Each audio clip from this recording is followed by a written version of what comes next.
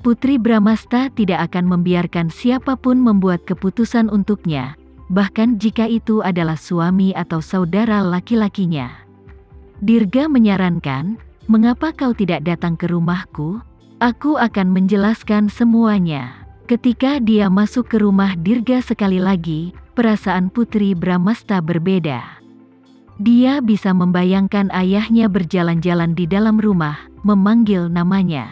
Saat pikiran melintas di benaknya, dia hampir menangis. Dirga memotongnya, "Karena kamu ingin tahu, aku akan memberitahumu segalanya. Kamu memutuskan apa yang harus dilakukan setelah mengetahui kebenarannya. Aku tidak akan mengganggu rencanamu. Oke, beritahu aku. Ceritakan semuanya padaku dan jangan sembunyikan apapun." Putri Bramasta menggigit bibirnya dan mencoba untuk tenang. Tidak peduli apa yang keluar dari mulut Dirga, dia harus tetap tenang. Hanya dengan begitu dia bisa membuktikan bahwa Randy tidak bersalah. Bahkan sekarang, dia masih percaya pada Randy. Dia percaya bahwa dia tidak akan pernah menyakiti ayahnya. Karena dia bahkan tidak punya motif apapun. Apakah kamu masih ingat ketika Priscilia diculik dan hampir kehilangan nyawanya? Kata-kata Dirga terngiang di telinga Putri Bramasta. Dia mengangguk dan berkata, "Tentu saja aku ingat. Tapi kita belum menemukan penculiknya. Atau mungkin mereka tidak mau memberitahuku siapa dia." Dirga melanjutkan, "Kalau begitu, apakah kamu masih ingat sepatu kristal yang diterima putri kecil pada hari ulang tahunnya? Bagaimana dengan panggilan telepon tanpa nama? Aku ingat. Bagaimana dia bisa melupakan hal-hal menakutkan seperti itu? Semua itu dieksekusi oleh satu orang." Dirga menghela napas dan menatap Putri Bramasta. "Dia adalah ayah kita. Dia menculik Priscilia dan hampir membunuhnya. Sepatu itu adalah hadiah ulang tahun darinya. Dan dialah yang sering meneleponmu secara anonim." "Kakak, apa yang kamu bicarakan? Kamu tidak punya bukti. Jangan bicara omong kosong." Putri Bramasta menggelengkan kepalanya. Dia benar-benar berharap dia salah dengar. Bagaimana bisa ayahnya melakukan hal seperti itu? Dia bisa memahami sepatu kristal dan panggilan telepon anonim. Tapi untuk menculik Priscilia, dia tidak percaya. Kakek Priscilia adalah orang jahat. Dia pantas mati. Tapi Priscilia tidak bersalah. Dia tidak pernah melakukan apapun untuk menyakiti siapapun. Putri Bramasta ingin percaya bahwa ayahnya adalah orang yang berakal sehat. Dia tidak akan menyakiti gadis yang tidak bersalah. Tapi apakah dia benar? Kakaknya baru saja memberitahunya apa yang dilakukan ayah mereka. Ayah dijebak oleh kakek Priscilia. Belakangan, dia mulai merencanakan balas dendam pada pelakunya. Musuh ini, kakek Priscilia mengambil identitas kepala keluarga Sanjaya. Dia memiliki kekuasaan, uang, dan pengaruh. Ayah tidak punya kesempatan untuk mendekati. Selama bertahun-tahun, dia telah mencoba merencanakan balas dendamnya dan ketika dia hampir berhasil, musuhnya ternyata penipu. Setelah kakek Priscilia ditangkap, dia tiba-tiba meninggal di pangkalan militer kota Jakarta. Ayah tidak bisa membalas dendam. Dendam yang dia bawa selama bertahun-tahun tidak bisa dihilangkan. Oleh karena itu, dia menemukan cucunya, Priscilia. Ayah juga percaya bahwa Priscilia ada hubungannya dengan orang itu yang mencuri bayimu saat itu. Jadi dia menculiknya. Dia ingin membunuh Priscilia untuk melampiaskan amarahnya. Tetapi pada akhirnya hati nuraninya mengambil alih dan dia menyelamatkan nyawanya. Ayah membiarkan Priscilia pergi dan luka-lukanya juga telah sembuh. Namun ayah terus menyalahkan dirinya sendiri sejak saat itu. Dia terbangun berkali-kali setiap malam. Ngomong-ngomong, Dirga tidak bisa menahan air matanya saat mengalir dari sudut matanya. Dia menyeka air matanya dan berkata, "Putri, ayah tahu apa yang telah dia lakukan. Dia bersedia membayar untuk apa yang dia lakukan dengan hidupnya. Tapi sebelum itu, dia hanya punya satu keinginan. Dia ingin operasinya berhasil dan memenuhimu dengan penampilan yang tepat. Dirga mengucapkan setiap kata dengan perlahan dan sungguh-sungguh. Setiap kata yang dia ucapkan seperti peluru yang mengenai jantung Putri Bramasta. Hatinya hancur bersama dengan hati nuraninya. Putri Bramasta menutupi telinganya dan menggelengkan kepalanya, berteriak keras, tidak mungkin. Dia tidak akan menyakiti Priscilia. Dia tidak ingin percaya bahwa ayahnya telah menculik Priscilia. Jika ayahnya menculik Priscilia dan hampir membunuhnya, maka itulah motif Randy untuk membunuh ayahnya. Meski Priscilia bukan anak dari keluarga Sanjaya, tapi Randy mencintainya seperti saudara perempuannya sendiri. Priscilia memiliki tempat khusus di hati keluarga Sanjaya.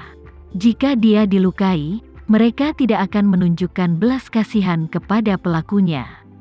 Ketika Priscilia diselamatkan, keluarga Sanjaya, termasuk Agam yang pemarah, bahkan tidak menyebut-nyebut tentang penculiknya. Kalau dipikir-pikir, sepertinya Randy dan yang lainnya sudah tahu tentang penculik itu. Mereka tidak mengatakan apa-apa karena mereka ingin menghadapinya secara diam-diam. Putri Bramasta sangat terpukul memikirkan hal ini. Itu adalah hari yang cerah, tetapi dia merasakan kegelapan menyelimuti dirinya. Semuanya hancur berkeping-keping.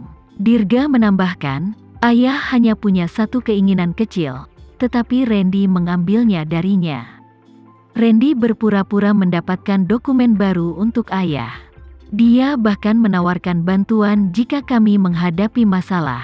Pada malam dia memberiku dokumen, dia mengirim seseorang untuk menculik dan membunuh ayah. Dia sudah merencanakan segalanya. Tapi dia tidak menyangka aku punya pengawasan di rumah. Dia tidak menyangka ayah akan bertahan sampai aku menemukannya, kata Dirga sambil menggertakkan giginya. Tidak, itu bukan Randy. Dia adalah suamiku, ayah dari anak-anakku. Dia tidak akan pernah menyakiti orang yang kucintai. Putri Bramasta masih percaya bahwa Randy tidak membunuh ayahnya bahkan setelah apa yang dikatakan Dirga dan bahkan jika dia sendiri ragu. Kalau begitu jelaskan ini, dengar, bahkan jika kamu tidak percaya padaku, bahkan jika aku berbohong padamu selama ini, apakah ayah kita akan berbohong tepat sebelum dia meninggal? Dirga mengeluarkan ponselnya dan mencari rekaman dari malam kematian ayahnya. Saat dia menggulir ponselnya, dia berkata, ayah sudah lama tidak kembali. Dia paling sering membicarakanmu, dia mengkhawatirkanmu. Dia hanya ingin mendengar kamu memanggilnya ayah dan memelukmu. Ketika kamu menikah dengan Randy, dia tahu Tuan Tua Sanjaya adalah penyebab di balik kemalanganmu. Namun dia tidak bisa menyelamatkanmu. Apakah kamu tahu betapa sakitnya dia? Ini adalah hal terakhir yang dikatakan ayah kepadaku. Dengarkan sendiri, jika kamu masih merasa Randy tidak bersalah, aku tidak punya apa-apa lagi untuk dikatakan. Dia mengklik sebuah tombol, dan suara lemah Hendra Guna terdengar. Dirga, bantu Putri Bramasta. Dirga, Randy adalah orang jahat. Kamu harus menyelamatkannya, kamu harus menyelamatkannya. Rekamannya tidak jelas, tapi Putri Bramasta mendengar setiap kata. Dia mendengar ayahnya mengatakan bahwa Randy adalah seorang penjahat. Dia telah meminta Dirga untuk menyelamatkannya.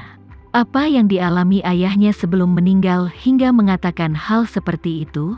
Putri Bramasta sangat ingin mendengarkan lebih banyak, berharap mendapatkan lebih banyak informasi. Tapi rekaman itu terus berulang. Dia tidak bisa menemukan petunjuk lagi. Kakak, kenapa? Kenapa Randy? Kenapa dia? Apa yang salah? Apa yang ayah lihat? Aku tidak percaya. Aku tidak percaya Randy membunuhnya. Pasti ada kesalahpahaman. Iya, pasti kesalahpahaman. Mungkinkah seseorang telah menjebak Randy? Berpura-pura menjadi dia untuk membuat ayah berbalik melawan Randy? Putri Bramasta sangat bingung hingga dia mengoceh. Putri, sadar, apakah itu mungkin? Apakah kamu benar-benar mengenal Randy? Apakah kamu benar-benar mengenalnya? Dirga muak dengan alasan Putri Bramasta yang tidak realistis. Bagaimana mungkin aku tidak mengenal Randy, kata Putri lemah lembut. Tapi pertanyaan Dirga membuatnya terdiam. Apakah dia benar-benar mengenal Randy? Terkadang, dia merasa sangat mengenal Randy. Tetapi kadang-kadang dia merasa bahwa dia tidak tahu apa-apa tentang dia. Apapun yang terjadi, Randy selalu menyusun strategi, selalu merencanakan. Dia akan mempertanggungjawabkan segalanya.